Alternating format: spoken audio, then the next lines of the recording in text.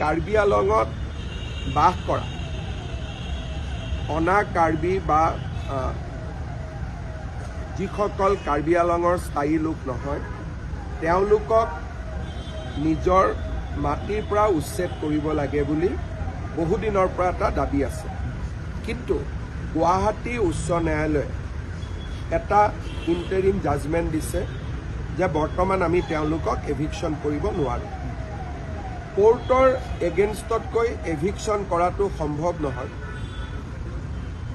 কিন্তু স্বাভাৱিকভাৱে এছাম লোকে এইটো বিচাৰিছে যে ইমিডিয়েট এভিকশ্যন হ'ব লাগে। এই ক্ষেত্ৰত আমৰণ অনশন কৰি আছিলে। যেতিয়া স্বাস্থ্যৰ অৱনতি ঘটিলে আমি তেওঁলোকক গুৱাহাটী মেডিকেল কলেজলৈ লৈ আহিলোঁ। তাতে এটা বাতৰি কোনোবাই উলিয়াই দিলে যে আমি তেওঁলোকক গ্ৰেপ্তাৰ কৰিছোঁ। কোনো গ্ৰেপ্তাৰ কৰা হোৱা নাই, চিকিৎসাৰ কাৰণে অনা হৈছিল।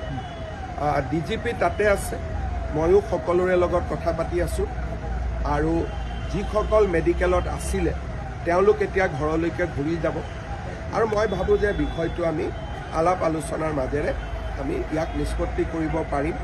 কাৰণ হাইকোৰ্টৰ ৰায় এটাৰ বিপক্ষে আমি কিবা এটা কৰিম বুলি ক'লেও কৰিব নোৱাৰোঁ, কিন্তু আমি একেলগে হাইকোৰ্টত কথাটো আলোচনা কৰিব পাৰোঁ বা এক্ৰছ দ্য টেবুল বহি আমি আলোচনাও কৰিব পাৰোঁ। মন্ত্ৰী ৰণোজ পেগু তালৈকে গৈ আছে আৰু DGP ইতিমধ্যে তাত উপস্থিত হৈছে।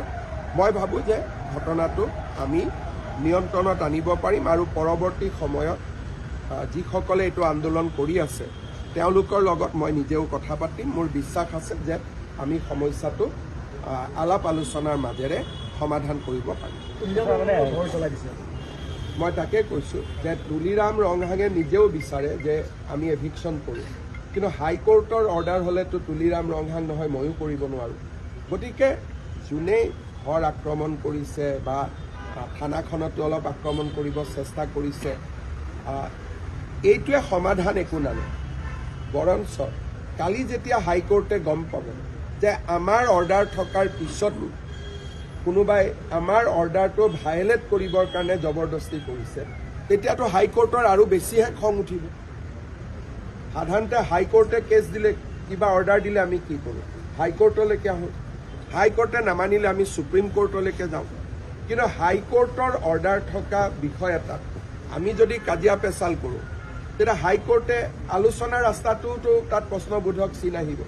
সেইকাৰণে মই ভাবোঁ যে যিসকলে এইটো কৰিছে তেওঁলোকে হয়তো কথাটো ভালকৈ বুজা নাই বা হাইকোৰ্টৰ জাজমেণ্টটো দেখা নাই।